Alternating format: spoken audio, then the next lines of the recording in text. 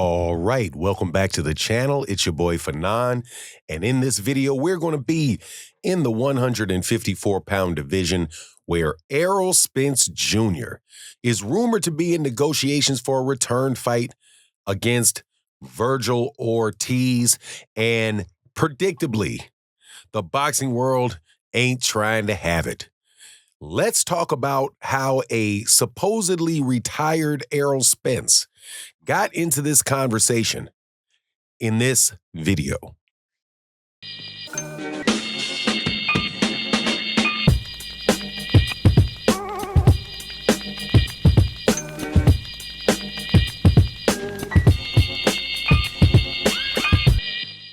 All right, welcome back to the channel. It's your boy Fanon, and in this video, we're going to be in the 154-pound division where we've got real stuff going on in that division. One of the most packed divisions that there is in the sport of boxing. You have the champions like Sebastian Fundora in the division. You have Xander Zayas in the division. You've got Jaron Ennis that just moved in the division. Errol Spence Jr. is in that division. Jermell Charlo is coming back, is going to be fighting in that division. Just super packed, exciting division. So when I saw the news that was put out, I don't know, maybe a week ago or so, that Errol Spence was retired, I thought to myself, man, that's good, that's bad, but man, I thought that's good in a way for Errol, but in a way it's bad for the division because Errol is one of the most exciting fighters that you can possibly watch in the sport of boxing. So when I saw him at the fight, like a lot of other people, at the Virgil Ortiz versus Erickson Lubin fight, just like a lot of other people, I got excited because I'm like, okay, man, he's back. He was actually walked into the locker room for Virgil Ortiz. So, all was good. And I got kind of a positive feeling about it.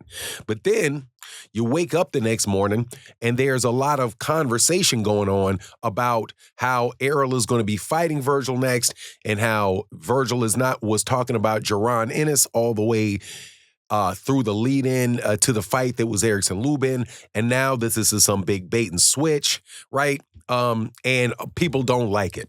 Now, that, to me, is about as surprising as Sunday coming after Saturday, because people in the boxing YouTube and the Twitter space pretty much can find a way to get upset about anything. Now, before I get into what I think about it, let me welcome you back to the channel.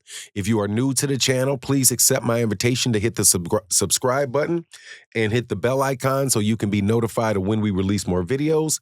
And if you're a longtime subscriber and supporter of the channel, thank you guys so much for what you do. It really makes a huge difference to the channel.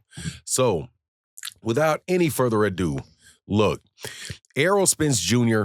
is probably not going to be facing Virgil Ortiz next. I don't care what the rumors are. I don't care what people are positing just because they saw Errol there. It's not likely that this is going to be the first fight that Errol Spence Jr. has back. Now, that is only because that is what would happen with a normal fighter.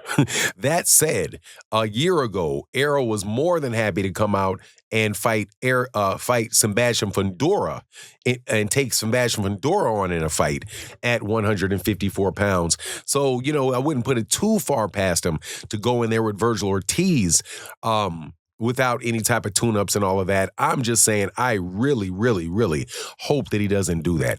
Errol Spence, without a doubt, needs tune-ups. He needs easy fights. He needs a can to crush. He needs somebody like just a couple, maybe 2 fights just to get his bearings and get his body back into multiple training camps. And then after he gets a couple of those real fast, boom. Then you put him in there with somebody like Virgil Ortiz. You put him in there with somebody like a Jaron Ennis, or you put him in there with Xander Zayas, or any of those guys that he's fighting for, going to fight for a belt against. That's what I would hope to see up out of Errol Spence. But obviously, money talks and BS walks. And I'm sure that Golden Boy themselves would love to get there to make a fight with Errol right now. And that is because Errol is from Texas. You have Virgil Ortiz, who is from Texas, and you have Dallas Stadium. And if Virgil Ortiz is a young champion, and if he gets his hands on, especially if he gets his hands on a championship belt, besides this I think they were fighting for like the WBA interim or something like that. Not a real title shot. But if he gets his hands on a real title, then I think the fight with Errol Spence Jr. could be a terrific fight in Dallas. Now, what a lot of people are going to want to see, though, is the fight between Virgil Ortiz and Jaron Ennis. Jaron Ennis is an exciting fighter. Highly skilled, super dangerous.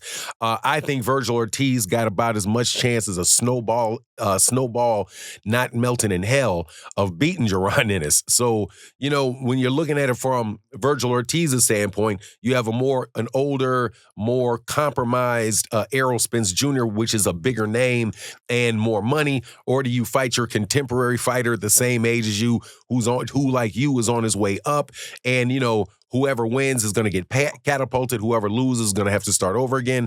That's pretty much what you're looking at with Virgil Ortiz and Jaron Ennis. So from the Golden Boy perspective, that's what they're going to be aiming at. Now, news did come out, or at least report came out from Dan Rayfield, where he said that that DAZN does not want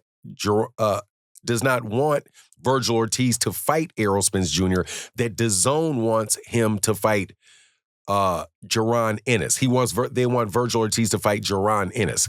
That I would not doubt because those guys are absolute experts at running through people's entire rosters and leaving them with nothing to left to show. If you look at what happened to Matchroom dealing with Turki Al-Sheikh and dealing with DAZN, you see that their entire roster got gutted. So Oscar De La Hoya, whose roster is thin at the time, getting a little bit thicker, I think he did re-sign Zurdo Ramirez back over to Golden Boy Promotions. I think that was a good thing for him. But I just don't know whether or not they're going to want to give up Virgil Ortiz in that situation. It just doesn't look like that is something that they would want to do right away. Now, if DAZN tries to force them to do it, then we'll see what happens. But I don't think DAZN is going to really have the leverage to force them to make a fight with Jaron Ennis. They may be able to force them not to make a fight with Errol Spence, but I don't think they're going to force Virgil Ortiz to fight Jaron Ennis. And honestly, man, I think it could wait one fight. I would love the fight if it was made, but I think it could wait one fight, wait two fights. I'm seriously going to back off all of this push to get every single solitary fight that I want made, and that's the only fight that's worth making.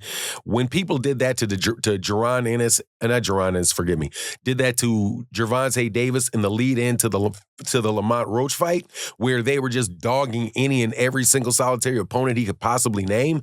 It's just overboard at this point in time in the sport of boxing. For me, I'm gonna take the best fights that they can actually be made at the time that I want to see a fight, and stop living in this fairy tale land where we're gonna have every single solitary fight that we want, when we want it, how we want it, where we want it. It's just not going to happen. So it's a waste of time to continue to act like it should happen.